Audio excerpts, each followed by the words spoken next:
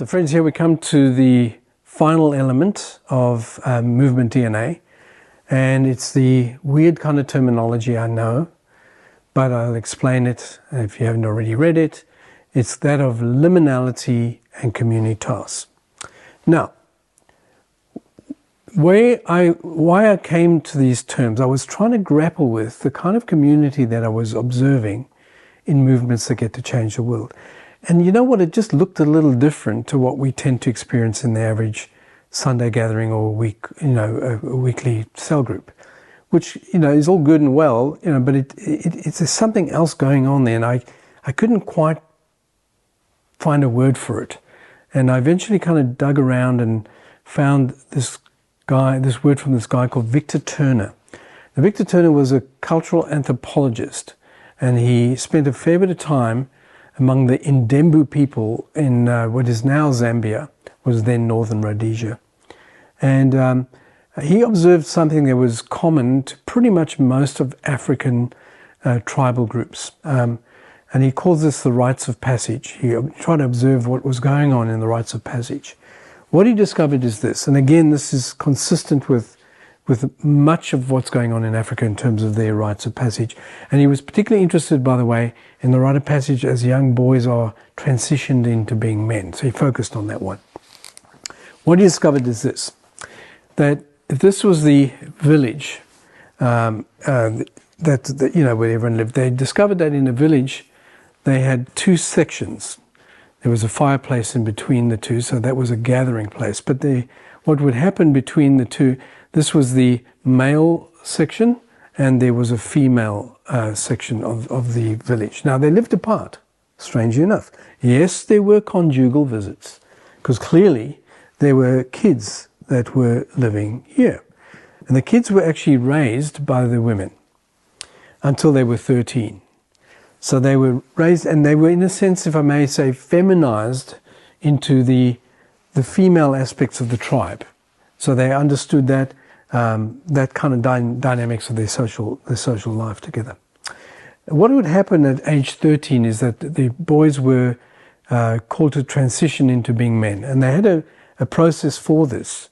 And what would happen is the men would sneak into the village and at a certain time of night when it was put aside ritually for the time of the year, they would sneak into the village, round up all the 13-year-old kids and the boys, and then they would rough them up a little bit. Hi, Dad, give a bit of a rough up, disorient them.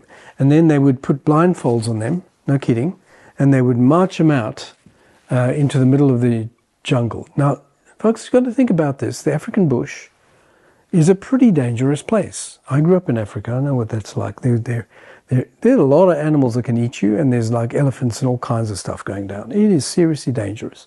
They're going to spend 6 months in the bush. So at this point, they take them into the bush. All these kids from the safety of the village are taken into a place what is Turner calls it the place of liminality. I like words, liminality, and I like this word a lot. Limin is a threshold.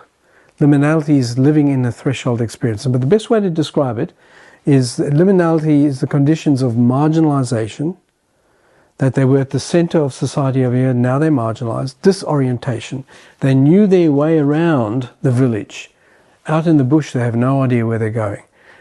Danger, they're facing a real danger in the African bush, and ordeal, a challenge, which they're going to have to face either together or alone. But it's death-defying. In this case, it could kill them.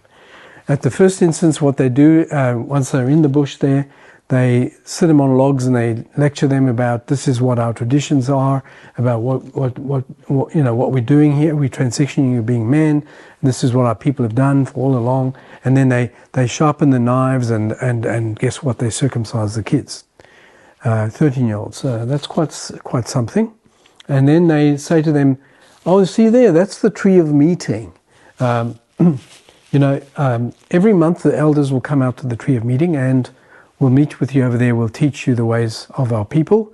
But in the meantime, go well. And they just abandon them in the bush.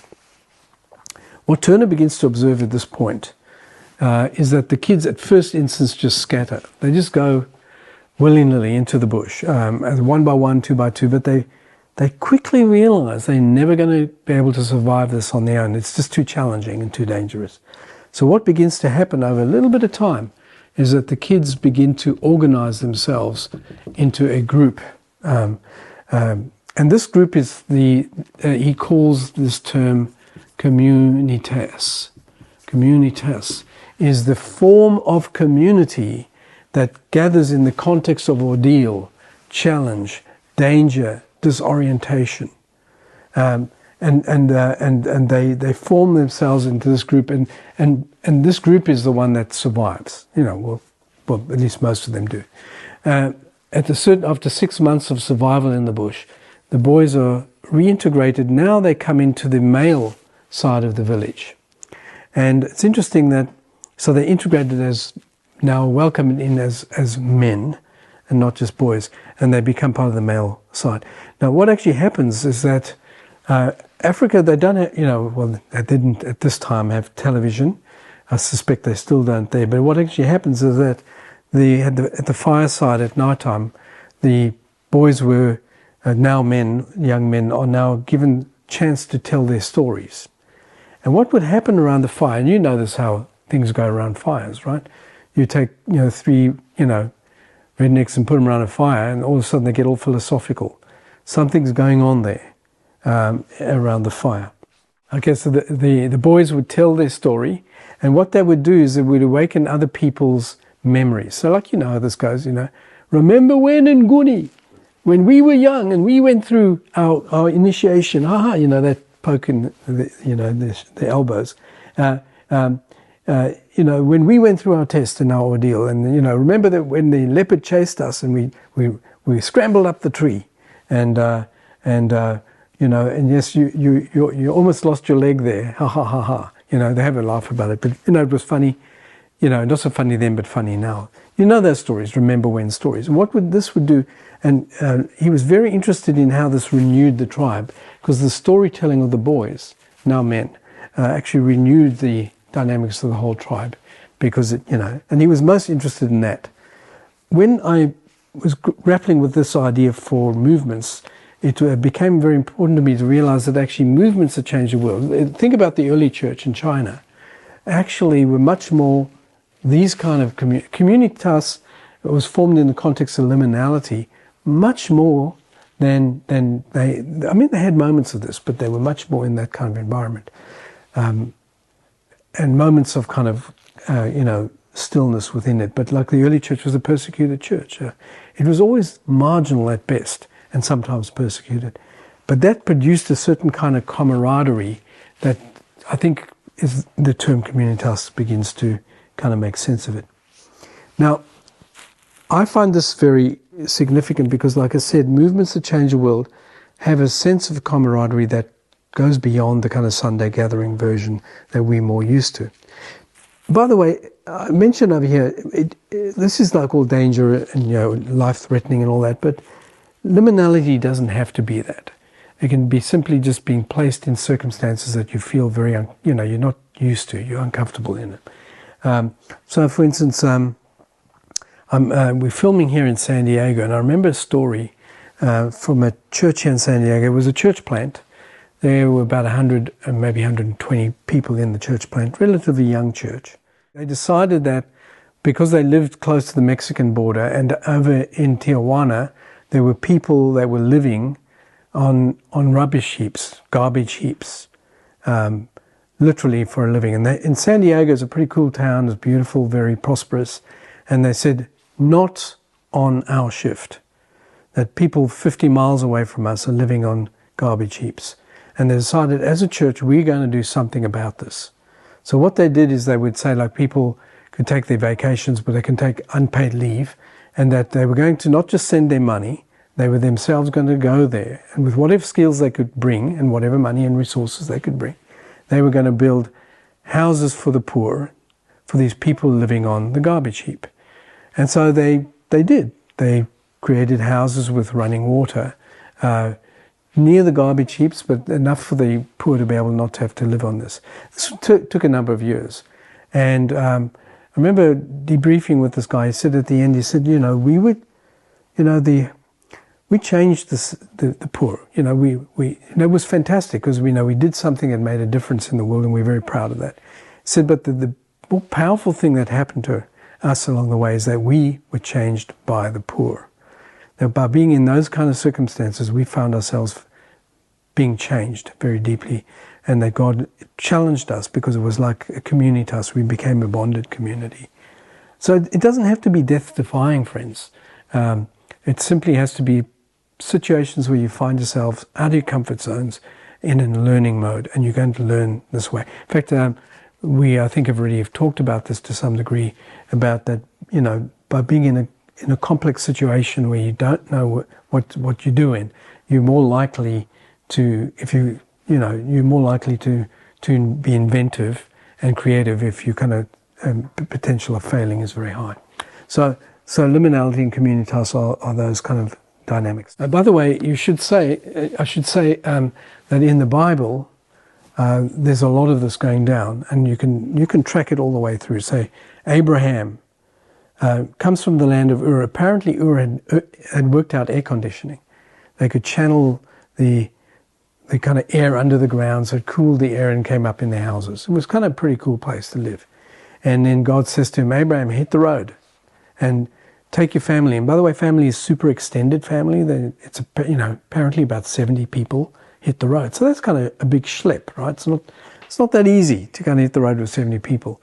And they went to war. You don't go to war with a nuclear family. So they actually did that a few times. That would be a case. You got the Exodus, God's people going into Egypt as being a place of captivity. And then, of course, the Exodus out of Egypt into the Promised Land is very much a liminal situation with the whole Egyptian army after you. The world power is out to get you. You're just a group of slaves. Well, that's very... And then you're in the desert for 40 years. I mean, that's liminal. Deserts are classic liminal spaces. You got stories like David and his warrior band doing some weird stuff together. But that was a bonding, people want to be on that. And then, you got Jesus and the 12 and the 40. If they hated me, they'll hate you. Be a good cheer, overcome the world, that kind of stuff. Well, that's liminal. And, you're going out as sheep in the midst of wolves. That's a liminal kind of circumstance. And they bonded together as a result. The book of Acts. And you can go on. I mean, John ends up on Patmos in the most extreme liminal situation in a prison on an island, stuck away somewhere in the midst of nowhere. And he experiences the kind of opening up of heaven, to him. And of course that becomes the book of Revelations. So these things are actually written through the Bible. That liminality and communitas. I would go on to say, friends, is that I would argue that all the major downloads of revelation that you see throughout the scriptures are done in conditions of liminality, and it produces a form of communitas. So it shouldn't be strange to us. So one more idea, if I may share with you, is about, it relates to kind of communities and churches. I want to suggest to you that there are things what we call organizing principles. Is that an organizing principle is the central idea that gathers a group of people and gives them meaning in life. If you use that word, I'm going to compare the difference of organizing principles between ministry, and I mean by ministry there, I mean by ministry the idea of to one another as believers, and I'm going to compare it to the idea of mission as an organizing principle, right? If, let's say, you had a community organized around ministry, that is to the insiders, that is, you put the flag of the mission of the church or the purpose of the church, the organizing principle is internal to the church itself. That means the church basically focuses in and of itself. I would argue that even if this, and I would argue most churches are built around this, by the way, that even if they intend to do the Great Commission because they believe in it, they believe in mission, I would suggest that they're never going to get to do real mission, because all the energies are used up in organizing around ministry to one another. And I would argue that this is the case in most cases of most churches. And you just have to assess most of your groups, and you can weight them in favor of ministry, mission, which ones they go. And I think you'll find that, and this is good church growth theory, is that about 80% or more are geared around ministry, and that's a healthy church. When what you do is you need to kind of have at least a 50-50 shift, right? So if you use mission as the organizing principle, you're actually establishing the flag beyond the current conditions and achievements of the organization. Now, what will happen in this case is that as you begin to organize around it, what begins to happen is that this becomes more fluid and adaptive. It's not taken seriously, and in order to achieve that, you have to move into a potential new future. And what it does is it adds a dynamic into the organization that brings about a renewal. Because I would argue that this is what we mean by missional church, is that the church exists to do a mission that only it can do, and it's in a way that we are commissioned to do. No one else gets that commission to do that. We are God's people, and they have a certain message. This is why we think mission ought to be the organizing principle. And here's why. Because in order to do mission, you have to do ministry, because the ministry is the means by which you do mission. It's not the end result. It's actually the byproduct of a good missionary effort. You have to serve in order to do mission properly. And you have to love in order to do mission properly. So you'll actually become better at ministry by actually focusing on mission.